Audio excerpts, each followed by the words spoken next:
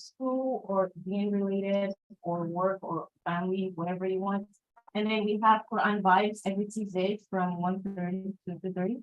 And then Wednesdays we have Spectrum, 1:30 to 2:30. So this events are made by Imam Mahad and so.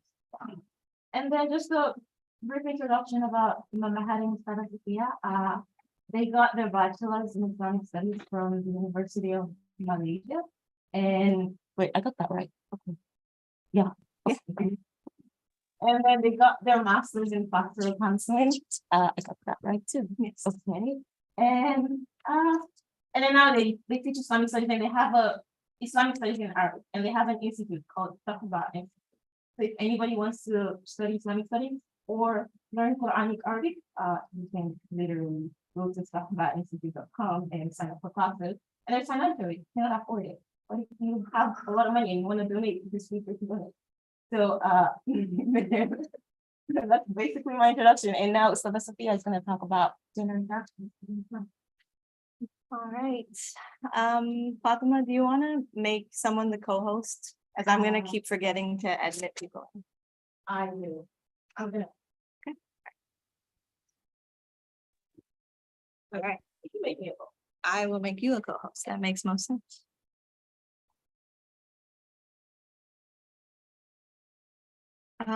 You are not in the room. Wait, I'm not. When you jump in, that we will. All right, Bismillah ar-Rahman ar-Rahim, wa salatu wa salamu ala rasulihi wa ala alihi wa ashabihi ajma'in.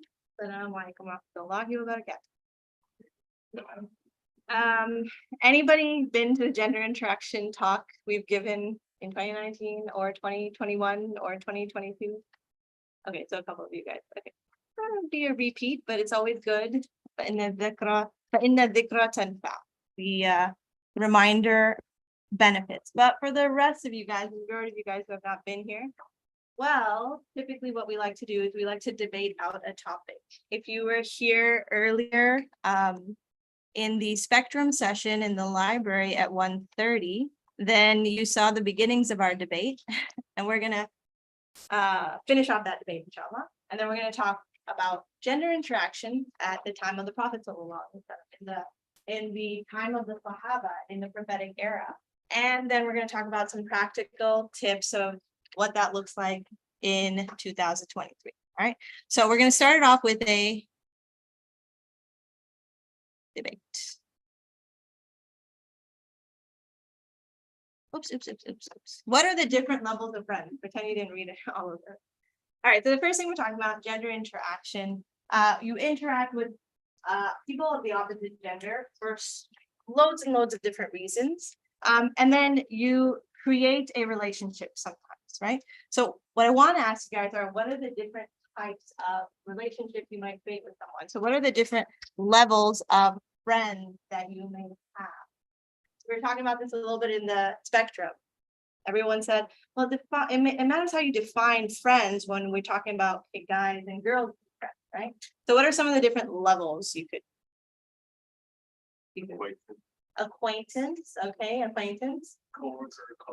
Coworker or colleague. Make sure you mention your name before you speak. Okay. Next time. Yes, okay, there's an acquaintance, a coworker, a colleague. What else? Best friend. Okay, your BFF, best friend forever. What else do we have?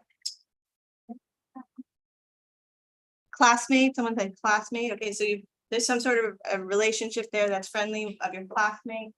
Anything else? Maybe you have, yes.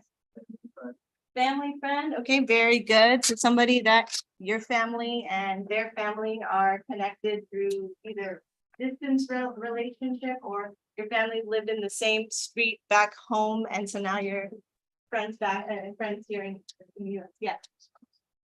Wow, okay, that's nice. It'd be good if our spouses are friends. Okay. Anything else? Okay, good.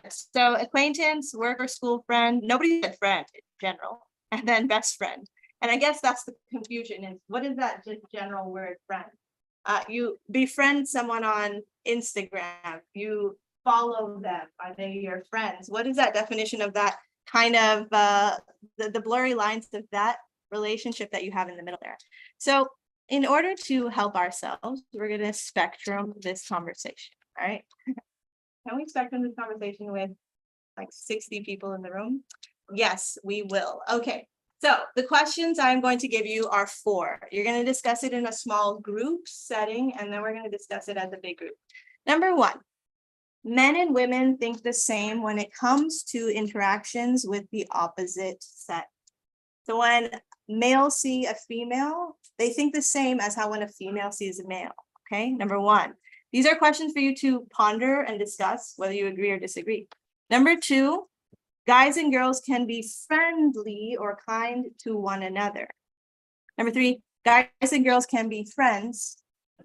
And then number 4, guys and girls can be friends like they are friends with their BFF of the same gender. Meaning, I have my best friend Asma, and I go hang out with her and sleep over at her house, and we are like BFFs.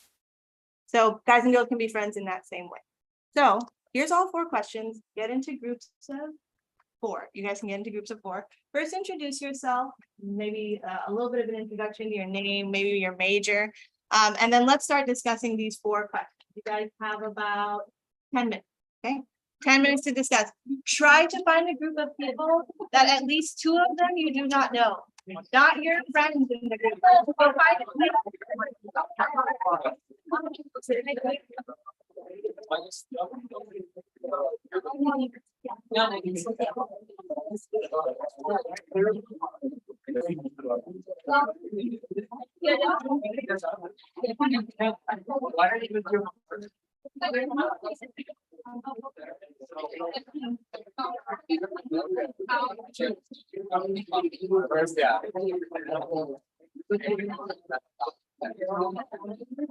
Why not? Why are you doing this?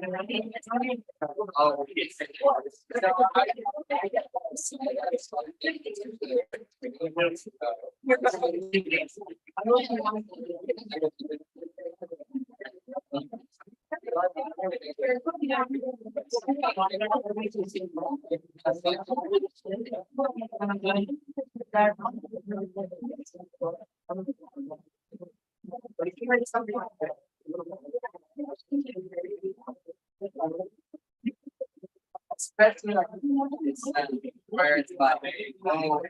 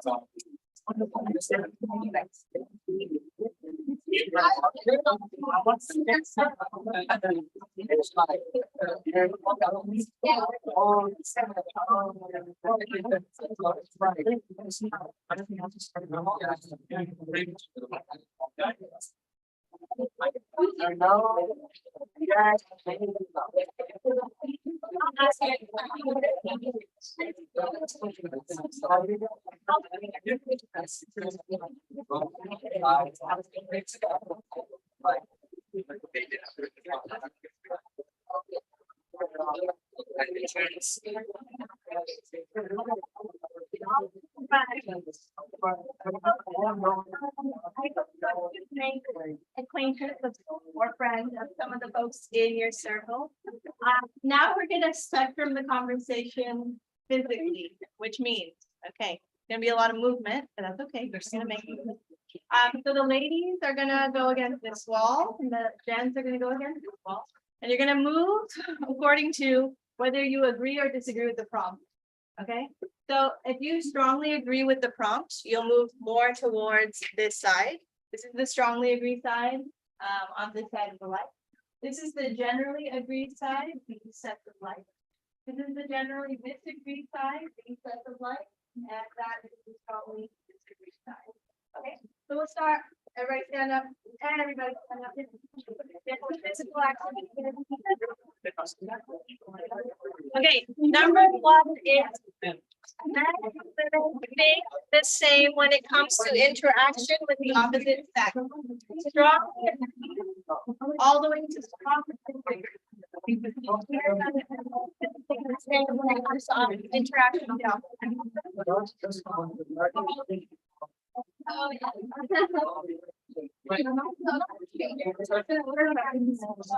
Yes.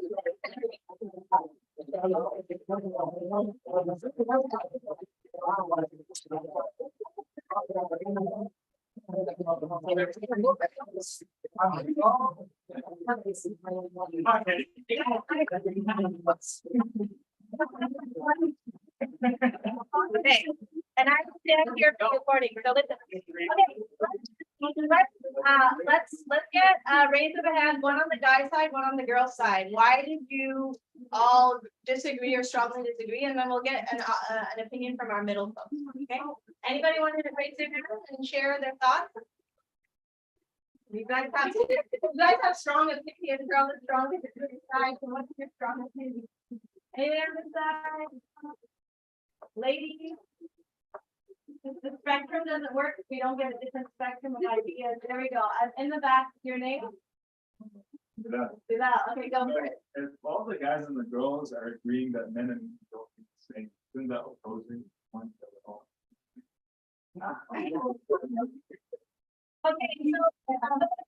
Here. Let's hear how we assume how the men might think when it comes to the opposite gender, and let's hear what women think when it comes to the opposite gender. Maybe that's important to hear. What do you think is like the generic thought process? Yeah, in the think it down.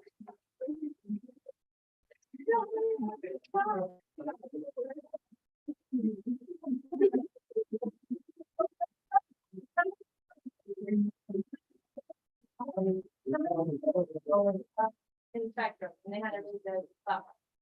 Okay.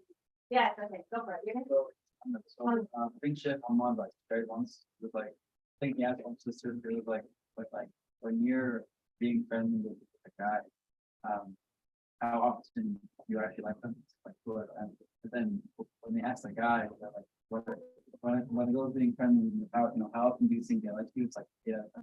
You could like obviously tell them. Does that pretty much sum up how you guys, how the ladies make the different skills? And does that pretty much sum up for you guys? Okay, I'll repeat it one more time. You guys can come out of the disagree side, just neutralize yourself in the middle. Unless we have someone who disagreed, who was of the opposite side. You have thoughts? Anybody have different thoughts?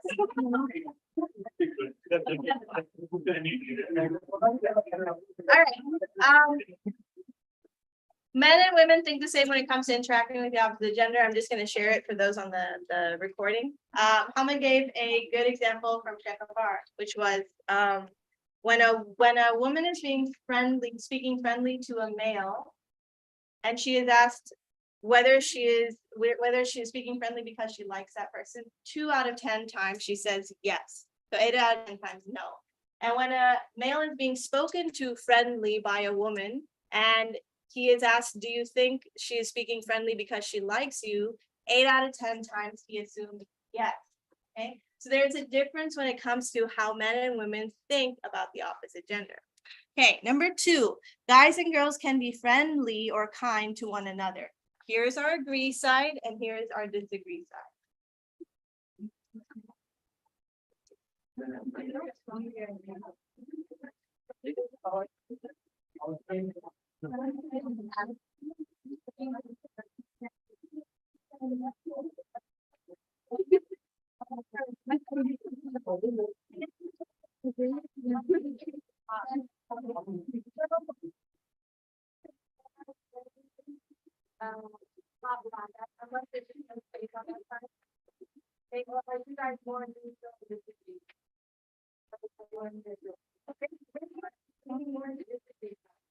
Happens to be on that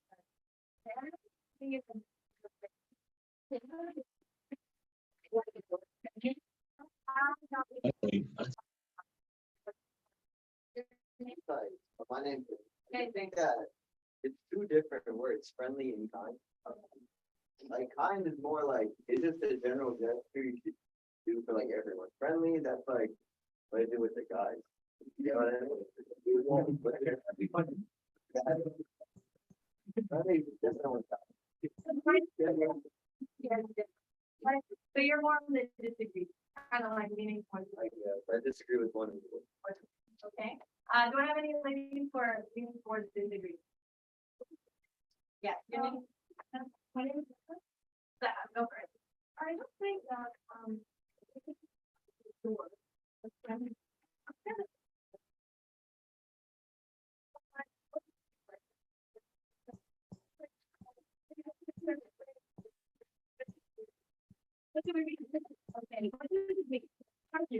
Okay. So let's say I think that there's some parts of friendliness or friendly behavior that can be inappropriate. All right, well, let's get our folks who strongly agree. All right, what are your thoughts? Because there's some hesitation. You can get the water. All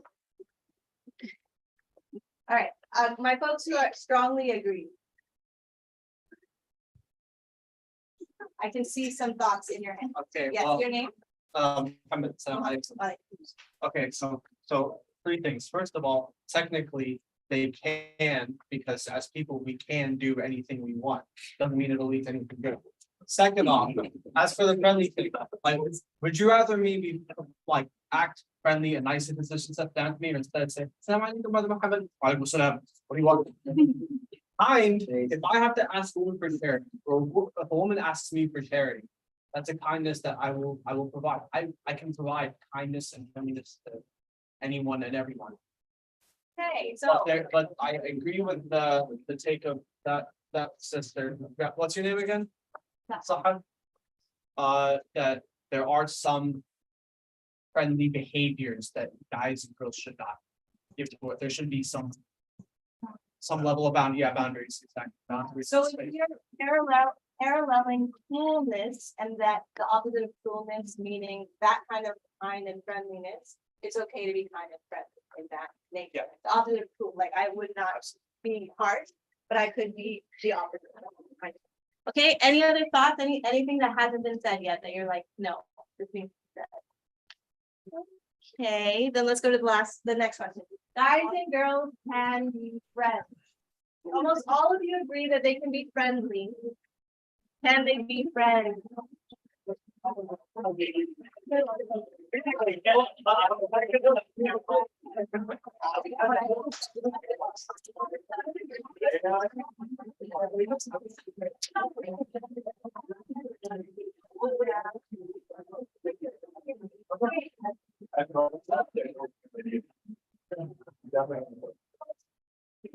Pretty much, except for like 2 or 3 folks. But we're not allowed to be friends. How does that make sense? Make that make sense. Help me understand. Yeah, yeah. You know how to remind. So I say hi and good morning to the HR lady. I want friends. I just want to be on the good side. It's always better to be on the good side of your belongings. Okay, so friendliness does not mean friends. There's a line cross there. Goes from friendliness to friends. And you would cross that. Yeah, okay. My name is Fatima, and I would just say, I think it depends on what you define as friends. The way I define friends, I cannot. A friend could be somebody that I think about a lot, maybe not a lot, but I randomly call them. We have conversations about about like things like we talk about everything. It's just not comfortable enough. Outside of the comfort zone, I don't think it's natural enough for you to do that with a guy. And we also said they don't think the same. So me talking to a sister that's my friend, it's kind of the way they relate to that. All right, let's get some thoughts on people closer to the agree side. All right, anybody on this side or that side? Yes, your name? My name is Amaz. I'm kind of neutral. I know there's a lot of people. So I wanted to take a step back to what Brother Muhammad said about how like 20% of women see kindness as just kindness and 80% of men think kindness is like sort of interest. I think that behavior, while it is there, no one talks about how it needs to be unlearned or how you kind of need to grow out of it, because obviously not every girl is gonna like, in fact, most of them aren't girls. Really have to work as 80% according to. listen. You have to work, that's something you kind of have to grow out of. On a personal level, I had that problem at one point, and at some point I just told myself, no, you have to grow out of it. It's not gonna happen. You can't just start feeling things for every girl you talk to. Like, that's something a lot of people do not grow out of. It's problematic. Okay, No one talks about it. So try to train yourself to not feel those feelings. Are you saying try to desensitize yourself To to an extent. female interaction? To an extent. Not so much so, but you should obviously still keep it limited. But the girl smiling at you at Starbucks is just trying to get it tip. My devil's advocate here would be, is that not the way that the American society has pushed us to think? There's really no difference, men and women, they don't think differently. A friend is a friend is a friend, whether it's a female or a female. Desensitize yourself, become desensitized. A female is just, it's anatomically different, but friendship can be the same, the male, right? Isn't that the, one of the To objectives? bounce off of that, it's basically two extremes, like one side is like, okay, don't interact with women at all unless we're married, and the other side is just interact with them, whatever, no matter what happens. So you really kind of have to find a middle ground.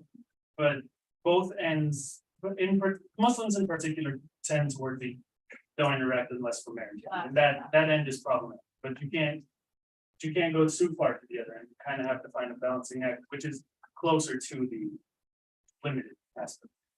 So if we're comparing between a very conservative Islamic approach where there's no interaction at all, you're saying it's better to learn to interact with other Absolutely, females as humans. you have to learn. All right, I thought I had one of the ladies. Yeah, your name? I would say that the reason why we have friends is someone who can emotional. And I don't think there should be an emotional connection that between oxygen to begin. That only more. That's something, and not more is just consent, it's not like established by both parties. So then someone's bound to fall. Well, the other is just like, I thought we.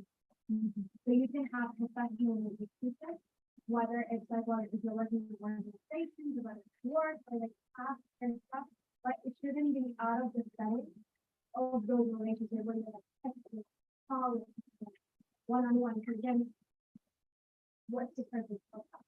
Other than emotional bond? Okay, so purposeful relationships that have a legitimate cause or reason and not having a boundary of having that person as an emotional, someone who gives you emotional. Okay, any last thoughts before we get to the last one? Yes, your name? My name is Nina, so it sounds like it would be meant to be. So I think that just means that like when you're friends with someone, you're gonna make a lot of eye contact with them. You're gonna like look into their face all the time, like while you're talking to them. So I think like that kind of like a lot of command kind of takes away. So lowering the gain and friendship, so that's therapy comes together. Okay, last but not least, guys and girls can be friends like they are friends with their BFF of the same gender. We're gonna come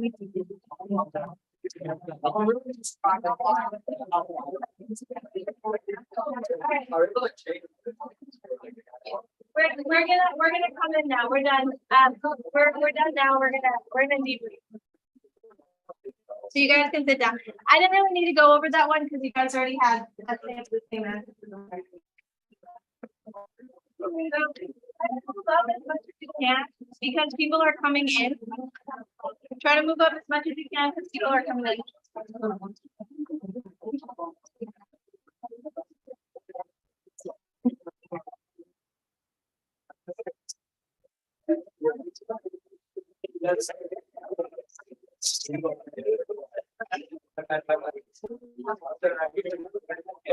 Or just say like a.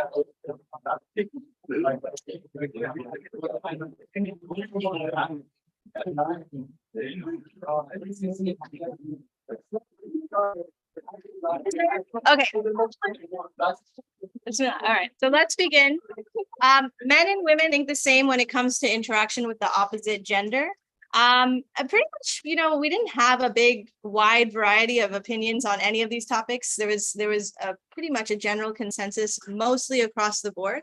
And even those who were saying something different were actually also saying the same thoughts that people on the opposite side had, right? Maybe we just saw the question differently. Do men and women think the same when it comes to interaction with the opposite sex? So let's look at it from our Islamic lens. The Prophet ﷺ said for believing men and believing women to lower their gaze. So that's one thing. There's obviously a similar, there's an amount of attraction that exists. That's human nature. Allah put that in us. That's how we as a species continue to reproduce and survive. Make sense? That is not a problem. It becomes a problem when we go past the bounds. We recognize that there's attraction on both ends. So we're not saying men are attracted to women and women are not attracted to men. But there is an element of perhaps difference there because we have a hadith from the Prophet ﷺ in which he says that the greatest fitna that has been given to men is what? women. Now, this is one of the perhaps most misused and abused hadith to say, look, women are evil, women are fitna, women are, so, erase women from society. In fact, the Prophet ﷺ mentioned them as a fitna. The word fitna doesn't mean an evil. It means what? A test, a trial. Allah subhanahu wa ta'ala says in the Quran as well, mal and banoon, money and children are a fitna. So does that inherently make them an evil thing? Makes them a test. Maybe your money you have a lot of and you're tested, did you help the poor? Or maybe your money you had little of and you were tested, were you grateful with what you had and did you ask for more? Maybe your children are rebellious and that becomes a trial for you. Or maybe you don't give your children their rights and that becomes a test for you. So being called a fitna is not inherently evil, but it means it is certainly a test. Women are not given that same, in an audience of women, the Prophet ﷺ is not giving them that particular warning. Beware, men are the biggest fitna for you. No, we have other things that we are given, that we're thought to ponder upon. For men, they are told women, right? So that means there is an element of difference there, and we can't deny that. That's perhaps what some societies will have us try to get to, that there is no difference. Men and women think the same. Therefore, a woman can wear anything, just like a man can wear anything, because there's really no difference how they see one another. Obviously, psychological studies will say differently, and there's several studies done of men seeing pictures of women and what part of the brain it lights up versus women seeing pictures of men, and it's certainly different. Okay, and so that women are more of a trial for men in terms of men's attraction or their like or this or that. Yeah, we have an element of that in our ahadith. Does that mean there are possible outliers? Absolutely. Islam always talks about the aghlabiyya, the majority, and then there's the minority. People think differently, right? So a man might come up and say, oh, well, women, not a trial for me at all. Okay, that's for a person who is blessed with that not being a trial for them, but maybe they have a trial elsewhere. And for women, they say, well, men are, a woman might say, men are really a big trial for me. That's an outlier. And it's not to dismiss that, but it's to say that everyone is trial different, right? Number two, guys and girls can be friendly or kind with one another. Guys and girls can be friends, and they can be friends like they are BFF of the same gender. We already kind of established that, right? You guys talked about there's a difference between a best friend and an acquaintance. An acquaintance is someone who you can have a friendly, kind relationship with to an extent, so that you're not a harsh, mean individual, right? I'll give an example from from one of my teachers. One of my teachers, his name was Dr. Arif, an older Iraqi gentleman in Malaysia. And he was teaching us fiqh. In his fiqh class, he was talking about one of the rulings from the Quran, which is for women not to lower their voice, in a kind of a way that would be seductive in nature, so that those who have evil in their heart do not wish to covet that woman, right? So we're given this example from the Quran, or this forbiddance for women in the Quran to speak in somewhat of a softer, seductive nature, right? So there's a line there, friendliness and kindness, and passing that into a place that would cause someone purposefully to be attracted.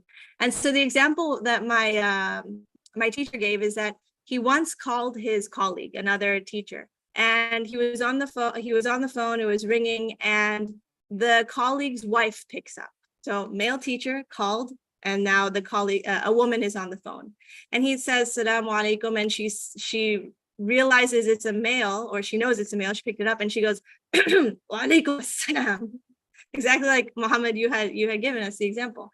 And he said, are you okay? Are you, how is your health? And because she thought like she's got a cold or something.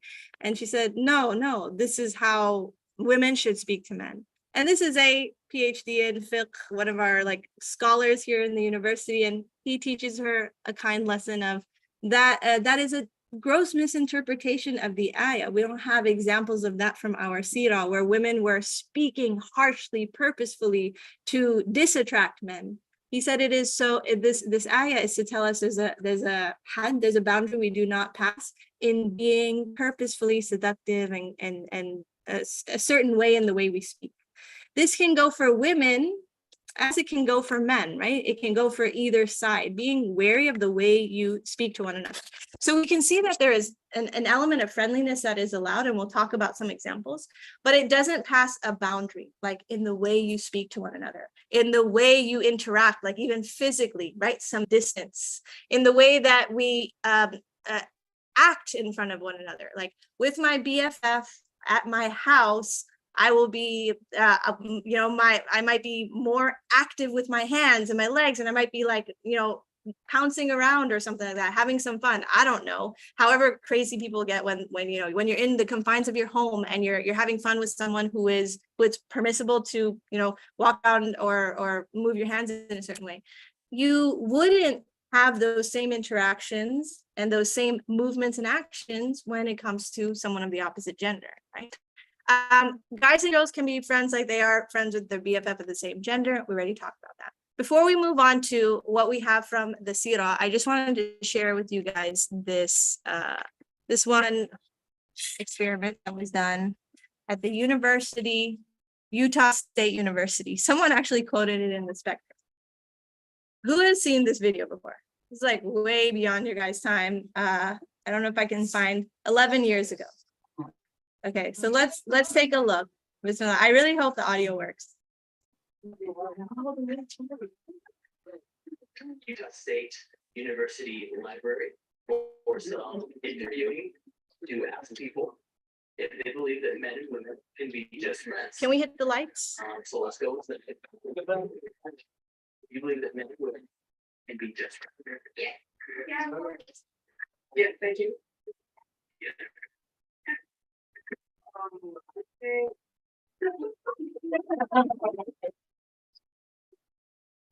We will all miss it. So of course we're going to have those feelings, and we can be content with just friendship, and we can be silent regarding those feelings, but we're gonna have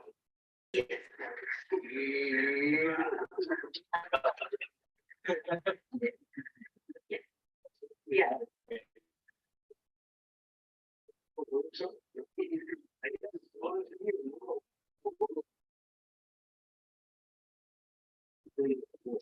Just friends. Yeah. Yes. Yes. Okay. Do you have any guy friends right now? You're just friends. Yeah. Oh yeah. All my best friends are guys.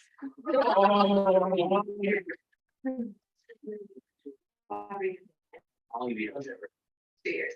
Of those are my friends. Do you think any of them secretly like you? And be honest. Probably. Yeah.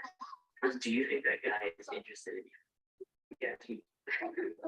Okay, maybe you can only be just friends in high school, because most guys don't just be my friends. Would Dave go with you if you gave him the chance? Yeah. Yeah. Would he go with you if you wanted to? But he likes you. So what you're saying is we can't be friends. No, we can't. We're just friends, but he likes you. Yeah. That was one.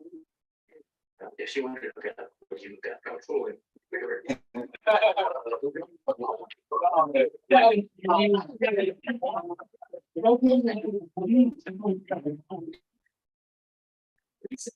Be just friends. Yeah. If you literally believe that he's not interested in you at all. And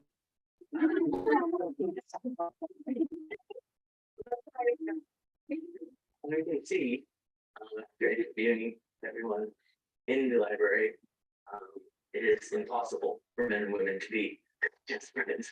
And under no circumstances can it happen. That's a wrap.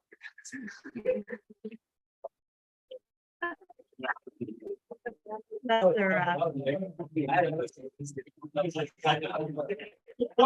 we can get the lights back on. Looks like. That is. I forgot I put these up here. Okay, so some scenarios. Two MSA members planning for a big MSA event at the end of the week. Yeah, They're in the same together with nobody else there. okay. That's- Excellent. Okay, so Mohammed's giving us a scenario that would not work. If they are together, a male and a female MSA member in a room by themselves together, then this is actually considered khalwa. What did we define khalwa as?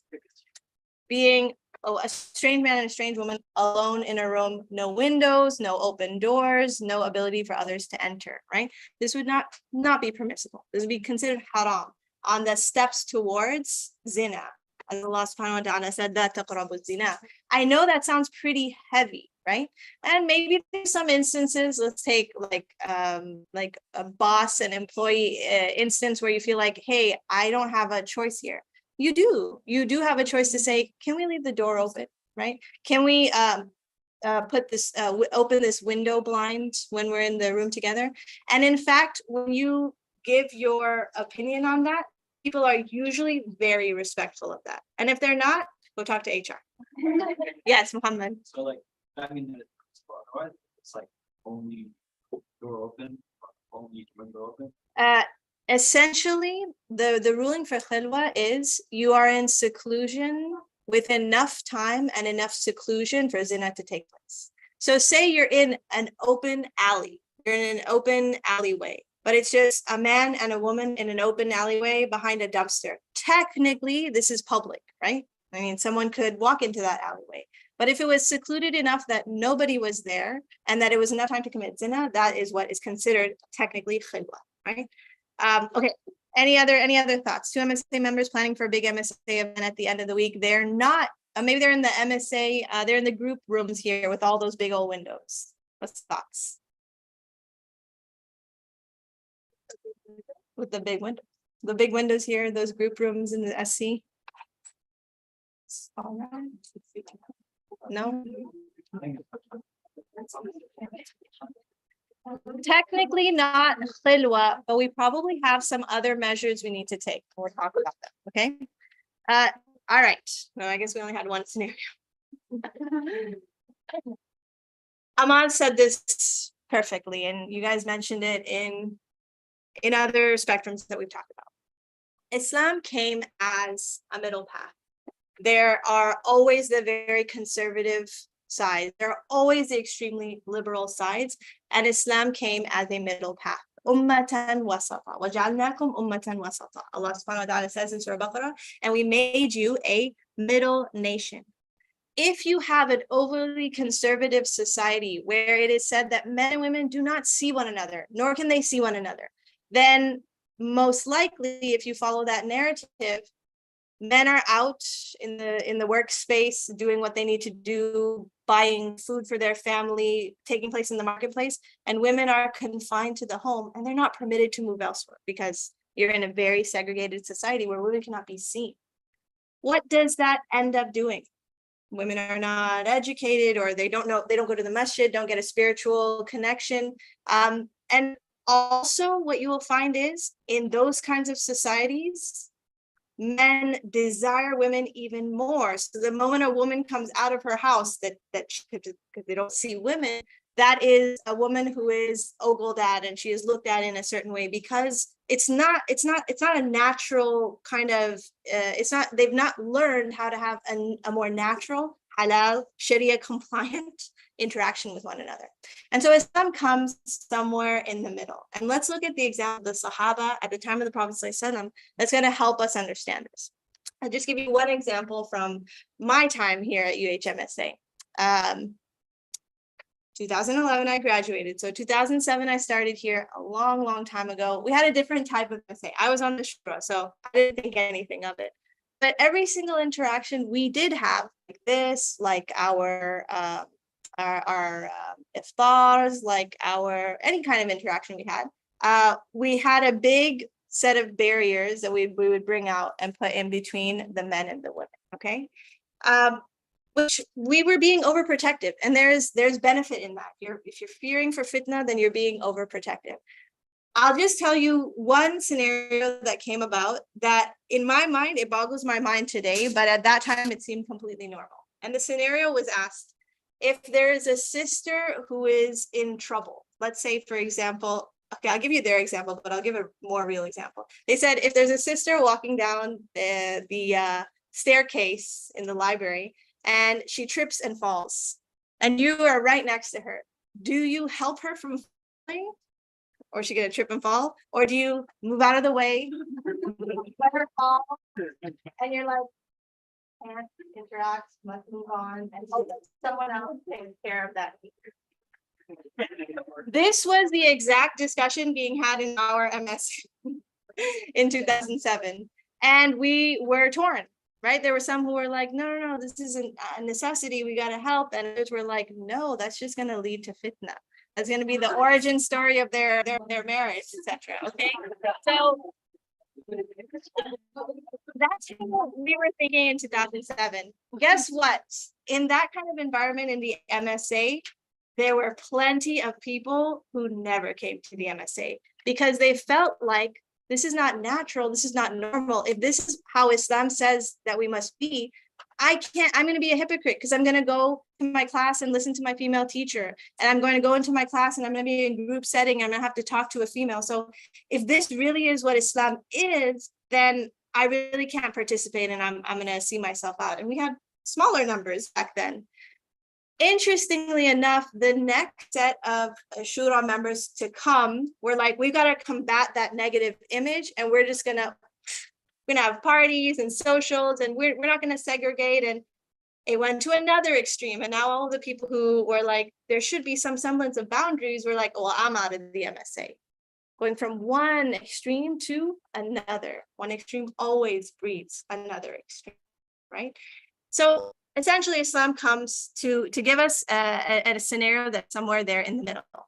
Just like we have that ayah, the believing men and believing women should lower their gazes, we also have this ayah in the Quran that the believing men and believing women are awliya. Ba'duhum awliya'u ba'd. Anybody heard the word awliya or wali before? Okay, what does it mean? Guardian or protective friend, allies, okay, all of these words. When it's related to our fathers, that's wali. It's a male blood relative who's gonna be a guardian in certain instances like marriage. But in a more general sense, wali means a protective friend. Allah calls himself waliyul mu'mineen, that Allah is protective of the believers, right? So if Allah is saying in the Quran that the believing men and believing women are protective allies of one another, we've got to see that then there is some rights we have upon one another. There is some sort of interaction that happens between one another. So, for example, a woman is falling down the stairs at in the library. Is there permission to aid in that case? Do you be a protective ally in that case, or walk away from the situation? In that case, we become a protective ally, just like the women at the time of the Prophet ﷺ on the battlefield were taking care of the wounds of the wounded male soldiers. When there's a state of necessity, and especially when it comes to medical necessity, that ruling is removed. Ad-darurat tubihul mahdurat is the legal fiqh system, which is that necessity overrides prohibition in certain cases. So if a woman is falling, help her. If there is someone on the side of the road and their car has broken down and it happens to be a female, yes, there may be potential for fitna there, but this is a state of necessity. If you need to go find another brother, help you out, yes. If a sister sees a brother on the side of the road and he needs the cables to jump their car, don't just look aside and say, well, someone else will figure this out for them. Go ahead, help if you have the ability to help. Make sure it's a public setting, make sure there's correct boundaries that are being taken care of, but go ahead and help and aid one another because we are protective allies. But all of these are just situations of necessity. Okay, someone's gonna get hurt if we do not help them. What about other instances? Well, this is another instance of preventing harm. We have Aisha radiallahu anha, who is left during a travel, and Safwan radiallahu anhu decides to pick her up. She is on the camel of Safwan, and he's walking. He maintains a distance, right? He's not going to sit on the same camel as her. He maintains a distance, but he takes care of his sister in need in the moment. Yes, it did lead to the slander of Aisha radiallahu anha. There were many assumptions, right?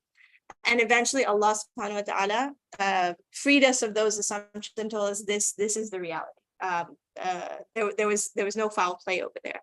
But Safwan was never rebuked for the action he took. If Aisha or if anybody was left in the desert by themselves without a ride and say there was like 2-3 days left of a journey, she wouldn't have survived. She wouldn't have had food, drink, or the means of transportation to survive. Someone came in a state of necessity to help her out.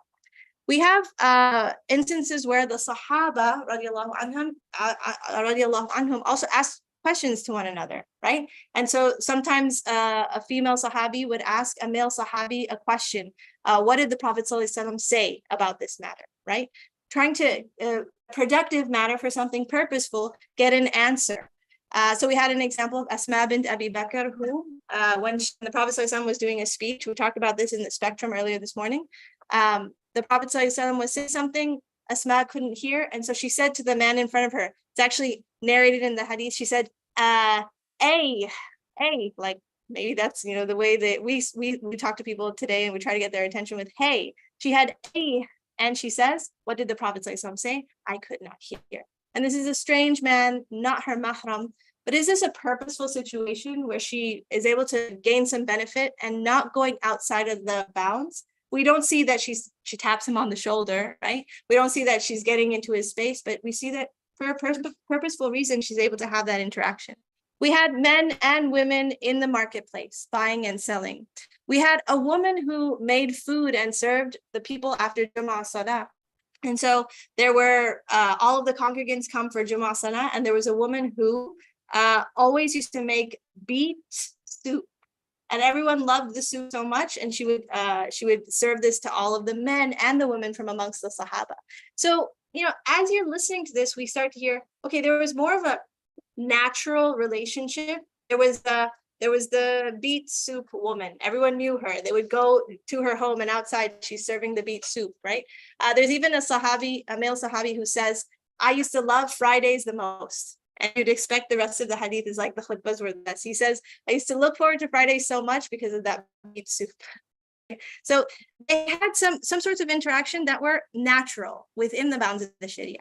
They would visit each other when someone had passed away. So there's an example of a woman whose husband had passed away, and Sahaba used to visit her home and give her condolences. And even in the case where 2 male Sahaba came, sought permission, and gave their condolences in her home, again, within the Sharia bounds, that this is 2 men and 1 woman in a house, right? They're going to keep their boundaries of distance and things of that. But they went ahead and gave their condolences. Is that a necessity? Perhaps not. But you could consider it something of a need, that this person, that this woman is in need of the support and the compassion from her community, right? We even have the example of Aisha radiallahu anha. You know, we're talking about if you think from an extremely conservative lens of Islamic history, you're going to assume that the Sahaba didn't have love for the sake of Allah for one another. They did, and this is one of the most beautiful examples. One we just saw right before that. A man has passed away, and so they're coming to give condolences. Why do that other than I love this person for the sake of Allah, and I want to be kind to this person and show them that your community supports them. Aisha radiallahu anha shows the epitome of that when Umar radiallahu anhu is on his deathbed. Umar radiallahu anhu was stabbed. He's on his deathbed. And Aisha radiallahu anha says that I will give up my grave space for Umar. What was her grave space? In her own home, the Prophet ﷺ passed away. And so in her own home, his grave was there. After her father passed away, Abu Bakr, he was buried right there next to the Prophet ﷺ. And Aisha radiallahu anha said, and the space right next to the Prophet ﷺ will be mine. So it'll be me, my father, and my husband. And she had told everyone, this is going to be my grave space. On the deathbed of Umar radiallahu anhu, for the love that she had for the sake of Allah, of this leader of her community, she said, I give up my space. I give up my space. So to assume that there was not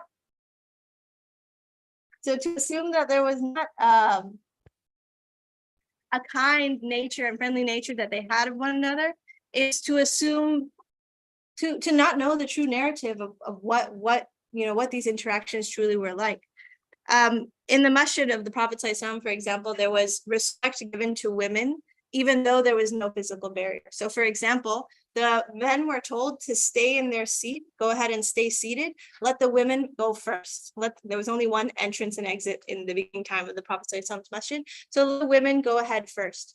They were able to interact, they were able to be in one space together with a let's say non-physical barrier, much like we have here, right? We have like a parting of the seas right in the middle, right? They are understanding the adab and the sharia of how to give physical space, but they're also respectful of that. So when it was time to leave, the men and women didn't all charge the door and have a traffic jam, right? The women left first, and then the men would leave, right? We also have the example of Zainab radiallahu anha. She was a woman who was often praying in the masjid, even nawafil prayer, to the point where she had put a rope in between two pillars and she was holding on to it. And she used to pray standing. She'd get tired, so she'd hold on to her rope to continue praying standing. And the Sahaba had witnessed this. Both the male and the female Sahaba had witnessed this. The Prophet ﷺ eventually saw it. He said, what's that rope doing? And they said, and it was mentioned, both the male and female Sahaba, they all commented, this is the rope of Zainab. When she gets tired, she holds on to it. And the Prophet ﷺ could have at that moment said, men, what do you mean you know that that's Zainab's rope? Like, how do you know that that's Zainab, that that's what she looks like, that she prays in that manner? No, the Prophet ﷺ didn't use that moment to rebuke that. The community members knew one another and knew what one another did. And they had this community of togetherness, that they understood how others interacted. He rather said, next time, he said, remove the rope, and said, next time when one of you is tired and they pray, just go ahead and sit down. Go ahead and sit down. And when you have your energy, then go ahead and stand up. So the Sahaba radiallahu anhum, we are not saying they had, what we were using earlier in Spectrum, free mixing. We're not talking about free mixing.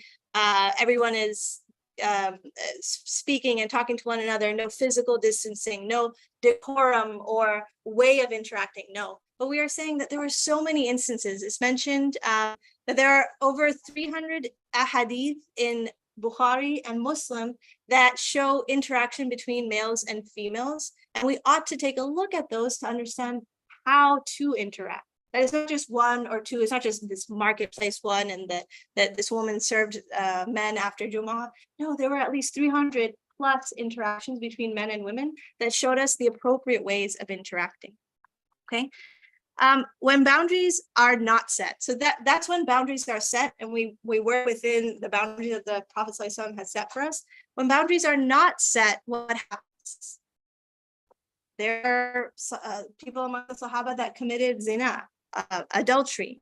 There is the story of Barsisa, which we won't get into detail because we only have 10 minutes left of this speech, but I'll give the gist of it. Anybody know the story of Barsisa? Barsisa was a Christian monk, and this is part of Israeliyat. So it's not from our Islamic history, it's from history of Bani Israel, right? In fact, it's after Christianity had come. So it's a story that is narrated in our books of Islamic literature, but not a hadith, not a Quranic story. It's from the stories of the Israeliyat. And what it mentions is that a Christian monk, okay, I was going to go quickly, right? So quickly, 3 brothers leave their sister in the care of a Christian monk. And he says, yeah, that's fine. I'll check on her from time to time. Imagine like they're neighbors or they live in the same street. They're going out to war.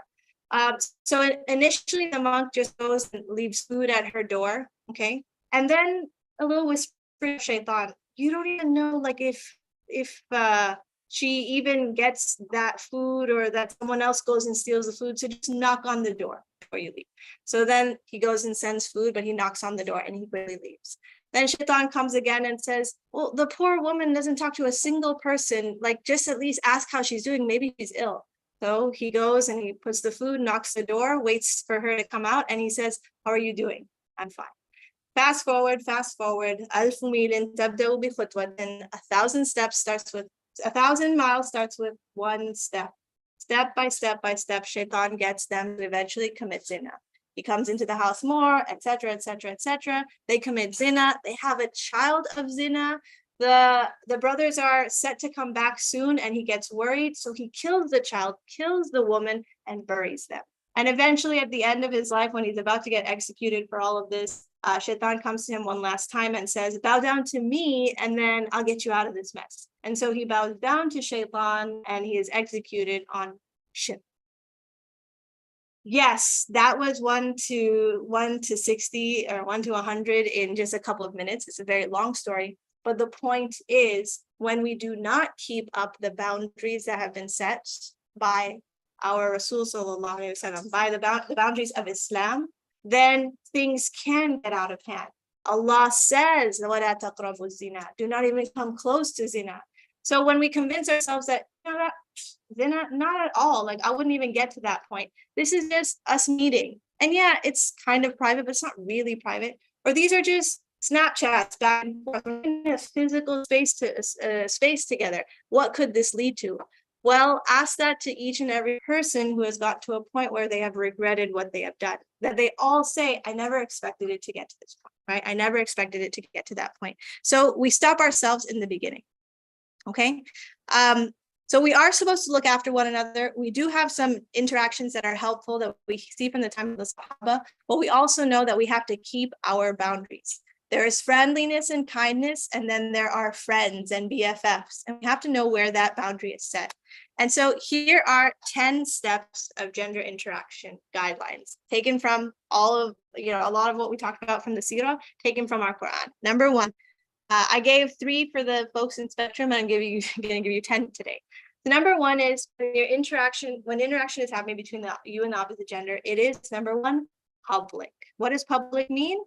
Essentially, not 2 people in a private space together, isolated for an elongated period of time. So we gave the example, the fatwa came out that elevator is fine because it's a short amount of time, okay? Not considered khilwa. So if you were to interact with one another, let's take our example, 2 MSA Shura members have to meet, okay? Maybe they have to work on a project, everyone else bailed and it's just these 2 people, they need to work on it and the project is due tomorrow or flyer needs to come out tomorrow. Okay, make sure it's a public setting. Make sure that it's not behind closed doors. Make sure that there's ease of people seeing in, and you are not trying to hide this interaction. Prophet ﷺ said, when a strange man and a strange woman are together, the third of them is shaitan. So do not undermine this interaction. Okay, number 2, purposeful. In every interaction we spoke about, where the Sahaba are interacting with one another, there was purpose to it. It wasn't just simply for entertainment or the purpose of just like hanging out. There was always a purpose to it.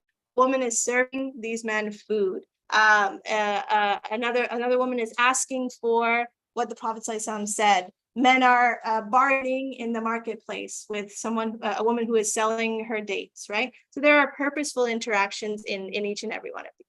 Number 3, limited. Okay, so you put a limit, even if you have to do a public and purposeful interaction, make sure it's limited in some way, shape, or form. So not going too late at night. So the example we gave in Spectrum is you have an MSA Shura meeting. Don't start it at 8 so that it ends at midnight. Don't start it at 10 so it ends at 3 a.m. Okay, I recognize there's some days that are just crazy and wild. I know sometimes you're like, tomorrow is showdown and we have to, okay, I get it. Do your best in the situations where you can control and limit the times to control and limit the times. The other example we gave, maybe you have to work on a project with someone. Do you have to work on that every day for an hour a day? Or could you say, we'll work on it separately, and then at the end of the week, we'll come together and in a public space and maybe bring a friend or bring another person. We're going to a debrief of everything, summarize everything that I've done and you've done, and we'll work from there. So limit that interaction, because what's natural, and that, and you know, anyone will come to agree with this, constant interaction, even if purposeful in public, may lead to attraction or liking someone or X, Y, Z. You don't even have to be in a friend zone. You can be in an acquaintance zone and that is happening. What I ask is that problematic? It's not problematic if you recognize that, you have the right niyyah of marriage, and you've got your parents backing who have said, okay, you can find someone who is, you know, like-minded, okay. But the moment you feel like, hey, there's feelings there and there's this and that there, take deliberate measures to make sure your intentions are clear, right? Rather than having these feelings, they keep on growing, and maybe on the opposite end, there's nothing there, right? Or having these feelings and having no means to get married. And so maybe the feelings grow on both sides, even in an acquaintance, public, purposeful setting. And now it leads to fitna, right? Your parents are both not on board, X, Y, Z, and you are two people who are in love with one another. Okay, love may grow, but you have no means to do anything with that, right? So you don't want to get yourself in a situation where you're setting yourself up for heartbreak, or where you're setting yourself up for fitna, right? That's where we create these boundaries. Okay, number 4, intentions. Make sure your intentions are clear when you're coming towards an interaction with the opposite gender. If not I, get a random name. Okay, if a girl, if a female, because there's probably someone with the name I was thinking. If a female likes a guy, right? There's a guy that she really likes. There is the possibility to go up to him because he's in the class to get her notes. That's a purposeful, public, limited interaction. And then there's also the possibility to go up to the girl right next to him who has just as good notes. Think about your intention as you move up to one of the two people. If intention behind it is like, I really like this person, I just want to catch a couple of words with that person, like I want to see that person smile at me. If your intention doesn't have anything to do with furthering that in the right direction, then as a female, go to the girl. As a male, go to the guy instead. Check your intentions. Now, can it be possible that you do one thing with two intentions, both are good intentions? Yes. Someone may attend an UHMSA event with the intention to find like-minded Muslim individuals who care about Islam. So you've done one thing with two intentions. I'm coming to learn, and I'm coming to see other people who are like-minded, because these would be potential people I could marry. Yes, that puts everyone in a very awkward situation right now. But what I'm saying is that is okay. We're human beings. Where are you going to find the person that you marry, except for these interactions that you have with one another? We already said that. That is what keeps us as a species going. There has to be attraction. In order for the attraction, there has to be some interaction. But make sure that interaction is within a Shari'i compliant set of boundaries.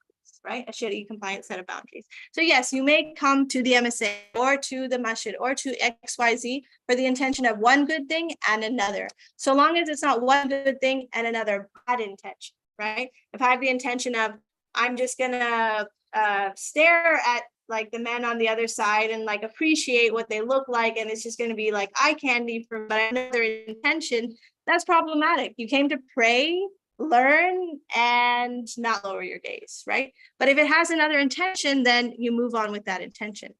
Number 5, professional. We already talked about this. The way you would interact, there's an element of decorum you would have with somebody of opposite gender, which would be different than your BFF of the same gender, right? So there's an amount of professionalism. Does that mean like, okay, you can't smile, you can't X, Y, Z? I'm not going to give you like the nitty gritty. I'll give you my nitty gritty, for example. I remember when I was in MSA, and we had AOL back then. I believe that's what AOL. Okay, we had a messenger back in the day. We didn't have a data on our phones, but if you had to interact with another MSA member over AOL, My boundary of professionalism was, I didn't put what? Does anyone remember?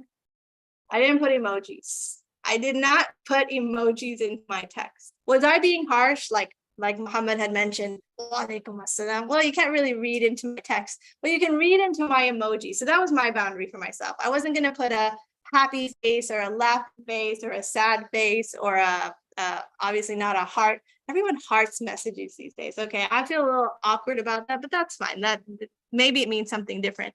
But for me, my boundary was, I'm not going to put emojis in this conversation, even though there's an element of it being limited and purposeful. Public, maybe not so much. We could talk about that in a moment. But I was going to hold myself the task of having a professional demeanor, right? And if that came across as maybe rude or disrespectful, I knew what my boundaries were for myself, right? I knew what my boundaries were for myself. Number 6, protect your reputation. You have to go to an MSA meeting with another person and you're in the group meeting hall right there and it's completely open and nobody else was able to show up. Make sure afterwards, as someone passes by, you're like, that was a great MSA meeting. I'm glad we figured everything out. Why do I say that? The Prophet ﷺ said that himself when he was passing by with his wife Safiya radiallahu anha. And he saw that he was getting stares because they had not known who this woman was. The Prophet ﷺ walks as he passes by the people. He says, "This is my wife Safiya," and he keeps walking, right? And so he's making sure that there's no assumptions of what's going on. That can be done in a number of different ways. There's this idea that, well, people can assume whatever they want. They'll judge whatever they want. I know my truth, right? Yeah, but you also have to not put yourself in a compromising situation where people may assume other truths, right? And if you see that that's the case, then let them know what the true narrative is. Izzah, one's like honor and dignity, their reputation, is actually considered one of the 6 maqasid al-sharia. We're almost done. Number 7, lower your gaze at the appropriate times. That goes for men and women, like the ayah mentioned.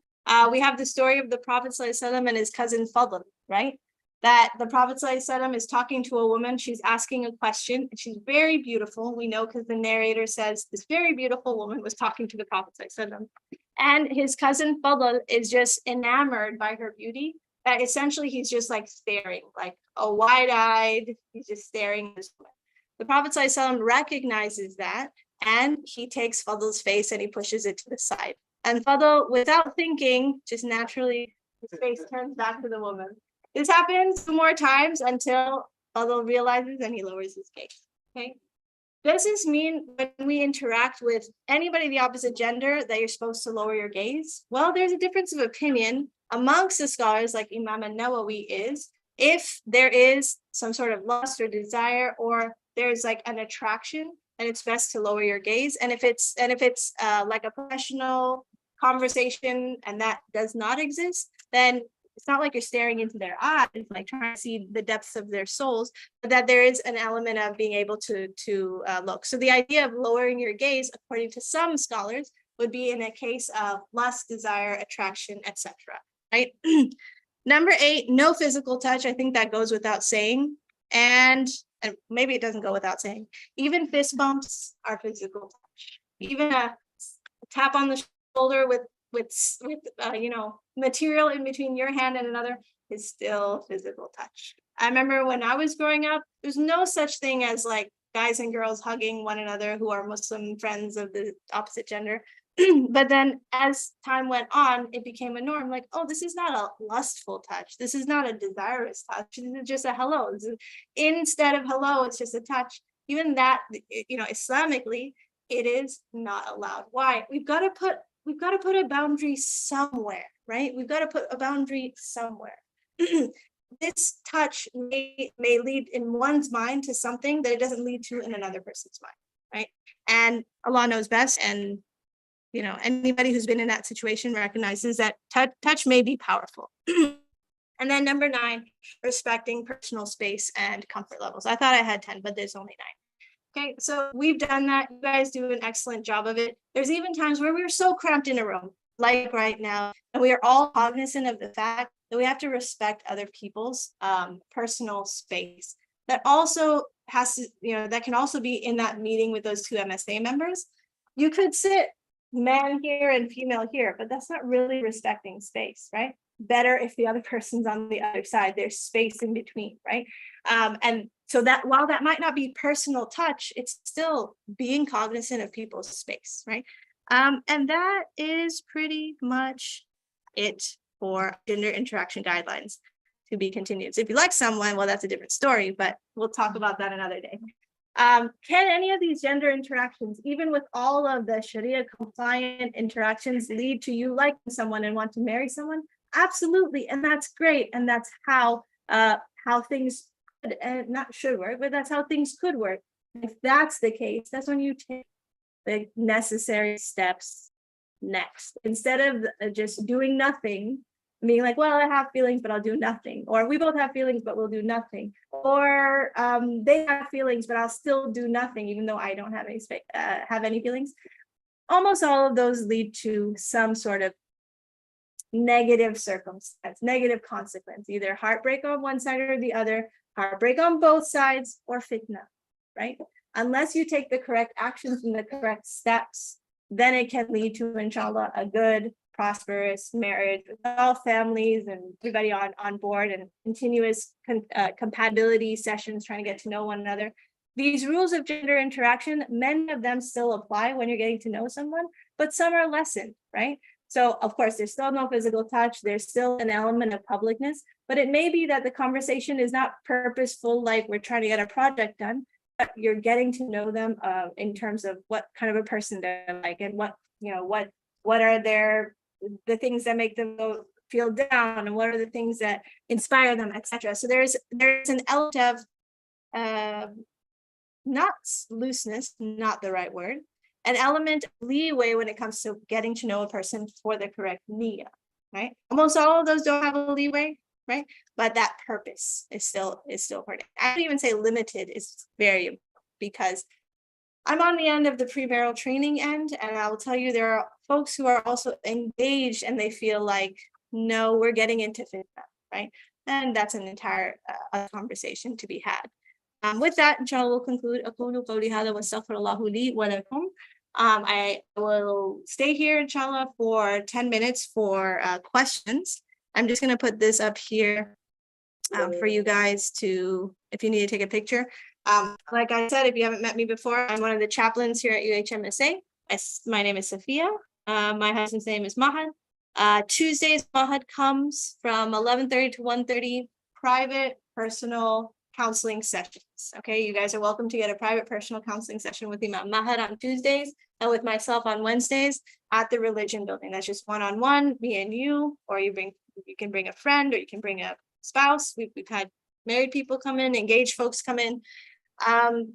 Whatever you're dealing with, from a counseling perspective, you have Islamic questions, fiqh questions, we're here, inshallah, to help. And then we do a weekly talk in the library basement every Tuesday, 1:30, Quran Vibes with Mahad, and Spectrum with me, Wednesdays at 1:30. So I'll see you guys tomorrow in the library basement if you're coming. There's going to be a sister tomorrow. 5:37, it's gonna be at the chapel, the RV. And there's a potluck from 4:30 to 5:30. It's gonna be at CB. There's a space between Cougar Village, that's where we're gonna do it. And then tomorrow at 8 p.m. The Senate is trying to back the deal for Obudu Station on campus. And we need a lot of people to go for the hearing. The more people that go, the more likely the bill is gonna pass. So it's gonna be at 8 p.m. If you're here for Sheikh Omar's class, please do stay to that time. You can come with your work, your homework, whatever you want to do, but just show up at the hearing. So yeah, that's it. And for coming. All right, questions? If you need to leave, you can go ahead and leave. If you have questions, if you can come closer to the front. Or if you want to listen to the answers to your question.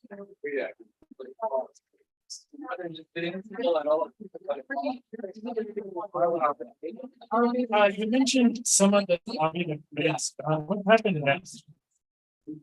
There's two that come off the top of my head. One, his name is Matt, and the other, her name was Anwami Dia. You can Google her stories, but essentially, Matt it's that word, confessed, and he was stoned after a while. Meaning the prophet told him to go home and not talk about this. But Matthews insisted that he gets the punishment in this world so he doesn't get it in the next. I'll say something for him to Toba, basically trying to tell him, you could ask if you're sincere. If you're sincere, erasing this and it can be erased from the app, but that is convinced. It was said that another Sahabi convinced him that this is his only way to know. Yes, so he committed adultery. The other one? Al-Ghamidiyya is a woman from a place called Ghamid, and so they call her Ghamidiyya. Like to protect her identity in history, she's just named from Ghamid. She became pregnant, also adultery, because she was married. And she came to the Prophet asking for the punishment as well. And it said the Prophet turned her away and said, you are pregnant, ask for forgiveness, but nothing will happen to you because you are pregnant. Nothing will happen to you until you deliver the child. So essentially he was trying to say, go back and don't come back. And they asked for forgiveness. Yes, and she came back after 9 months with the child and said, I have given birth, I need punishment. And he says again, go back to your city, the child instead of milk. The child had been to for at least 2 years, go back. And the Prophet says, encouraged her, like, go back, don't come back. And after 2 years, she came. And essentially, again, she was stoned. And essentially, the ruling we get from this, so even in the criminal justice system in Islam, we learn that the very first thing when someone comes to report or admit bid'ah, if it's not been brought up to a court level, you should tell them, seek forgiveness and don't bring this up. Right? Even in the case of Matt is the male, in the last moments as he's about to be stoned, he like puts his hands up and he's like, no, I made a mistake. And the Sahaba, the Prophet was not there because he was not taking part in the stoning. The Sahaba took their own set of actions. They said, well, we're just trying to get out of the punishment. We're going to keep on. And they stoned him to death. When they came back to the Prophet, this was mentioned, and he became infuriated. He said, if he had repented, he could have stopped. That is also a rule in this in justice system. If there are no witnesses and someone is admitting there's and they're not going to make tawbah, and they're convinced that they need the punishment, but if they actually can take on in the court, do not give them the punishment. Essentially, let them and make tawbah. Will it? And it kind of goes against the concept of like, okay, there may have been evidence that, or like someone has admitted, etc. No, the default should be let this person go and make tawbah. Send me a message and send you a video and an entire like dissection of the hadith of that in Muhammadiyya. Yeah, because it's a big study that you do. I heard something similar. It was during the time of Abu Bakr, where a man came up to him and said, I committed zina, and he said, like, go. Yeah. And they were alone. And then there was another time when Abu Bakr was sitting with some companions. And Yeah. And so there were like 7 witnesses. So then he was punished. now that, and so Abu Bakr is acting as a person in the first instance, and then second as a Khalifa, because how can he not go according to the law of Allah as a leader? Right, and the same thing happened at the time of the Prophet. Not that he was witnessed by others, but that Matthews came back 3 times. The Prophet said, no. So as a prophet, it is his duty to then uphold Allah's law. I was just making sure that was actually a good thing. That wasn't false. All right, so you're not gonna go on. Especially with the notice from Allah. How does that work? That is a good question. During flow off, basically in instances where it cannot be helped, then it is not considered, like the losing of wudu or like, I don't. Go off, for example, say you're just like in a big gathering, like one thing I can think of is like you go to graduation and everyone's like exiting from the graduation hall and all of a sudden you're being bumped from side to side. You are not liable for what you don't have control, right? But that there, well, you have. You have control, you don't have control there. In other instances, you have control and that's where you limit yourself, right? Like, all those. Thank you. In medical situations, though, it's all permissible. It like that just becomes like a blanket rule allowance, so long as it's a permissible medical procedure. So if someone's getting like plastic surgery just for fun, then that touch becomes haram and that surgery becomes haram. But if they're getting plastic surgery because their whole face was burnt and now there's male and female nurses working on them, all of that is fine. Okay, you're welcome.